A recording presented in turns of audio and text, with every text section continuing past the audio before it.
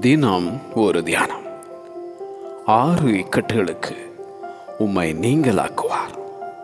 7ஆவதிலும் பொல்லாப்பு உம்மை தொடாது. யோபுவின் சரித்திரம் அதிகாரம் 5 வசனம் 19. பஞ்ச காலத்திலே அவர் உம்மை மரணத்துக்கும் யுத்தத்திலே பட்டயத்தின் வெட்டுக்கும் விலக்கி மீட்பார். நாவின் சவுக்குக்கும் மறைக்கப்படுவீர். பாழாக்குதல் வரும்போதும் பயப்படாமல் இருப்பீர். பாழாக்குதலையும் பஞ்சத்தையும் பார்த்து நகைப்பீர்.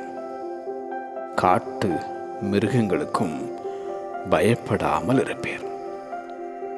வெளியின் கல்லுகளோடும் உமக்கு உடன்படிக்கை இருக்கும். வெளியின் மிருகங்களும் உம்மோடே சமாதானமாயிருக்கும். உம்முடைய கூடாரம் சமாதானத்தோடு இருக்க காண்பீர். உம்முடைய வாசஸ்தலத்தை விசாரிக்கும் போது குறைவை காண மாட்டீர். உம்முடைய சந்தானம் பெருகி உம்முடைய சந்ததியார் பூமியின் பூண்டுகளைப் போல இருப்பார்கள்.